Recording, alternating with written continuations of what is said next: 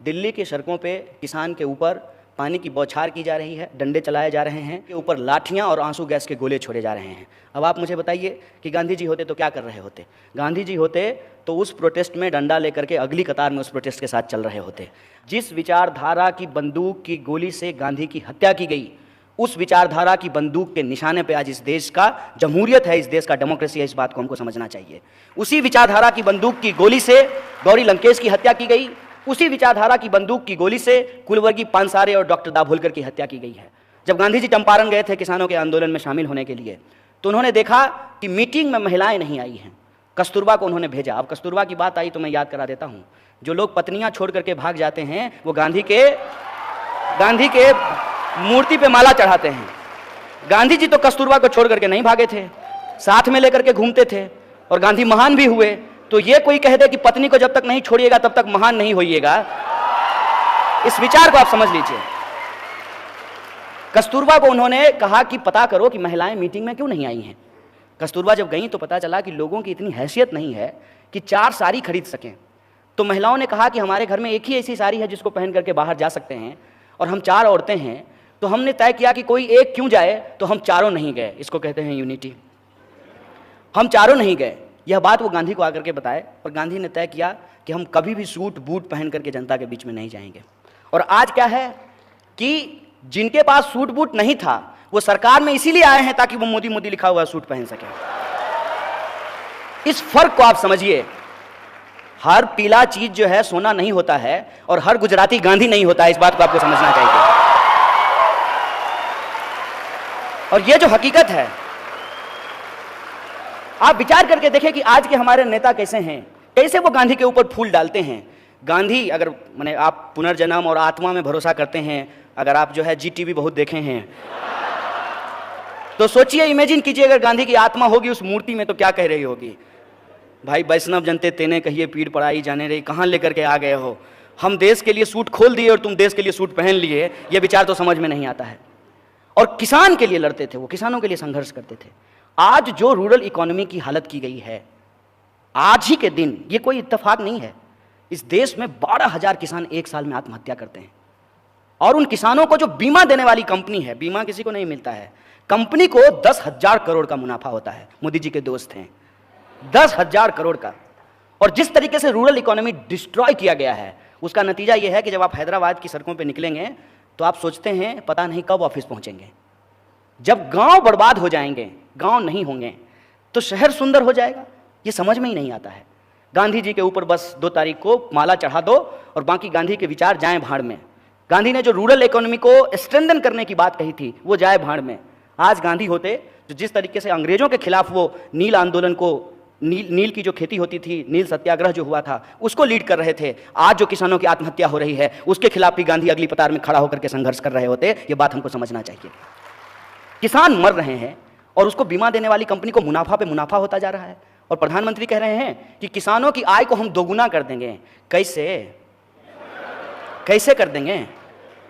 किताब लिखे हैं, गांधी ने भी किताब लिखी थी हिंदू स्वराज, तो उन्होंने बताया कि कैसे जो है रूरल इकोनॉमी को स्ट्रेंथन करना चाहिए। उनके पास विचार थे। इन्होंने भी एक किताब लिखी है, पता नहीं इनका है कि नहीं है, हमको नहीं मालूम।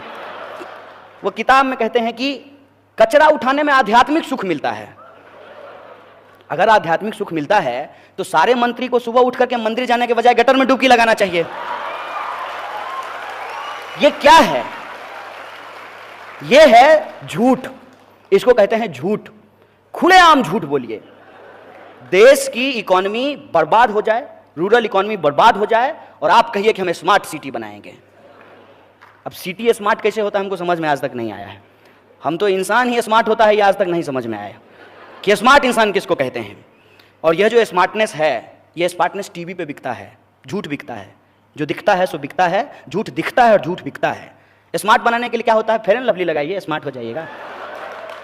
क्रीम लगाने से लोग स्मार्ट होता है, तो ऐसा करेंगे क्रीम हम भैंस को लगा देंगे, भैंस भी स्मार्ट हो जाएगी। सब कुछ कहेंगे गांधी जी महान आदमी थे, गांधी जी अपना पखाना साफ करते थे, गांधी जी सादा जीवन उच्च विचार करते थे, और गांधी जी का कोई भी चीज अपने ऊपर लागू नहीं कराएंगे। ना सादा जीवन उच्च विचार लागू करेंगे, ना रूरल इकोनॉमी को लागू करेंगे, ना किसानों की आत्महत्या पे कुछ बोलेंगे, ना गांधी की हत्या पे कुछ बोलेंगे। कोई एक मंत्री, कोई एक बड़ा नेता, कोई एक रेस्पॉन्सिबल व्यक्ति जो खुल करके कहे कि गांधी की हत्या नाथूराम गोडसे ने की, इसलिए हम नाथूराम गोडसे को आतंकवादी समझते हैं, नाथूराम गोडसे को मुर्दाबाद कहते हैं। किसी में हिम्मत नहीं है ये कहने की। और अपनी नाकामी को छुपाने के लिए सारा का सारा दोष जो है वो किसी और के सर पे मढ़ देना है। मसलन कि भाजपा ने कहा कि एनपीए जो है वो तो कांग्रेस के टाइम पे हुआ था, करप्शन जो है वो तो कांग्रेस के टाइम पे हुआ था। कांग्रेस के टाइम पे महंगाई नहीं थी क्या? तब पेट्रोल महंगा नहीं मिल रहा था। अरे किसान आत्महत्या तो कांग्रेस के वक्त में भी होता था। हम स्वीकार करते हैं भाई कि यह सारी समस्या जो है 2014 से शुरू नहीं हुई है, ये हम स्वीकार करते हैं।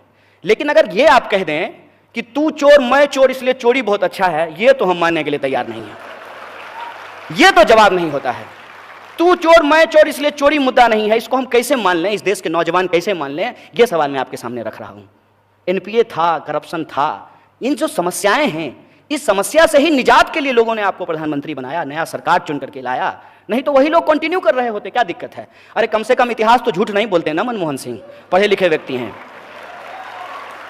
कम से कम इकोनॉमी पढ़े हुए थे, इकोनॉमी समझे हुए थे, तो कोई इकोनॉमिक डिसीजन लेते तो डीमोनेटाइजेशन जैसा ब्लंडर तो कम से कम नहीं किए होते। ये तो होता ना। मैं किसी के समर्थन में नहीं बोल रहा हूं। आज जब मैं गांधी की बात कर रहा हूं, लाल बहादुर शास्त्री की बात कर रहा हूं, तो देश में क्या होना चाहिए, लोकतंत्र में क्या होना चाहिए, क्या जरूरी है हमारे आने वाली पीढ़ी के लिए, समानता क्यों जरूरी है समाज के लिए, मैं इस पर बात कर रहा हूं। और ये क्या मतलब होता है? हर सवाल को गुमराह करके आप नेहरू के पास पहुंचा देना चाहते हैं। अजीब बात है। मुझे तो लग रहा है कि इस दिन आप लोग भी इंतजार कीजिए, किसी दिन स्टेटमेंट आएगा मोदी जी का। मोदी जी जैसे कह रहे हैं ना कि इतने सालों का गड्ढा है, 70 साल में कांग्रेस ने जो है इस देश को लूट लिया है, तो उसको ठीक करने में वक्त मिलेगा। एक तो 70 साल जब ये बोलते हैं तब जो है ये उसमें बीपी सिंह को भी जोड़ लेते हैं, अटल बिहारी वाजपेयी के 6 साल को भी जोड़ लेते हैं। और इनका ये मानना है कि अटल बिहारी वाजपेयी का जो 6 साल था उसमें भी कोई काम नहीं हुआ था। उससे भी आगे बढ़ करके कोई इनका समर्थक तो ये जाके कह देता है कि 1100 साल के बाद जो है कि हिंदू प्रधानमंत्री बना है।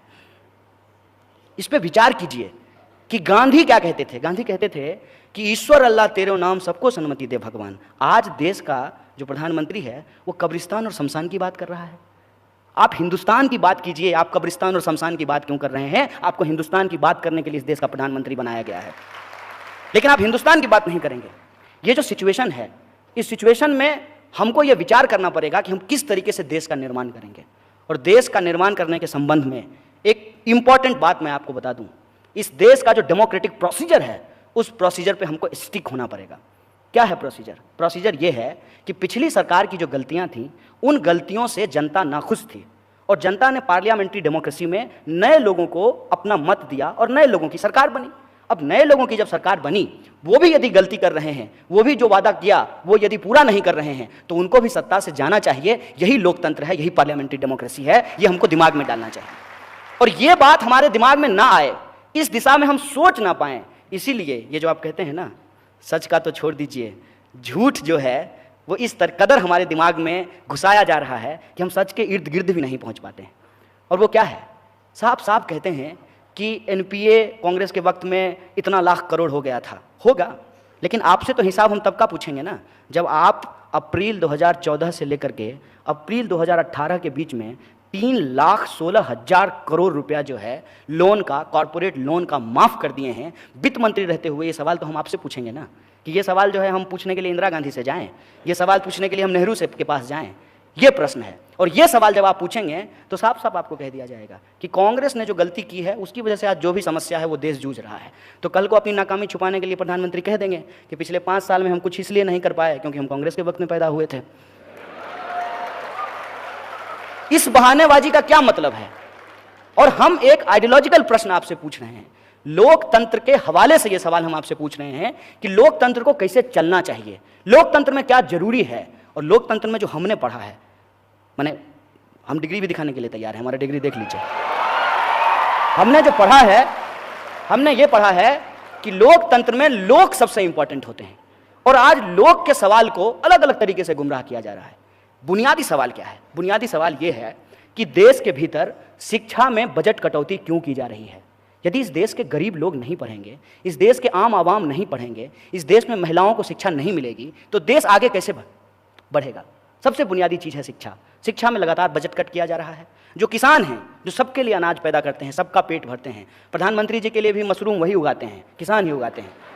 वो किसान आत्महत्या कर रहे हैं, ये सवाल है। मजदूरों को उनकी न्यूनतम मजदूरी नहीं मिल रही है। आए दिन सफाई कर्मचारी गटर में उतर करके जहरीली गैस से मर जा रहे हैं, और सरकार के जो समर्थक हैं वो अजीबोगरीब बयान देते हैं। एक तो जज साहब हैं, मैंने न्यायपालिका भी रो दी होगी उनके उस सवाल से। एक जज साहब ने कहा कि मोर मोरनी के आंख में आंसू डाल देता इसलिए बच्चा पैदा होता। हमको तो सुन करके लगा कि हिंदू धर्म तो नहीं खतरे में है, लेकिन इस देश में विज्ञान, लॉजिक, गणित, दर्शन, इतिहास ये जरूर खतरे में है। इस तरीके की बातें जो है वो की जाती है। और ये आप मत समझिए कि ये ऐसे ही किया जाता है, ये जानबूझ करके किया जाता है, क्योंकि ये एक डिजाइन है। डिजाइन ये है कि इतनी बार झूठ बोलो कि वो झूठ को ही लोग सच मानने लगे। और इसीलिए ये बात आज बार बार बोली जा रही है कि politics is all about perception. No man, politics is just not all about perception. Politics is all about perspective. That is more important. That we have to understand.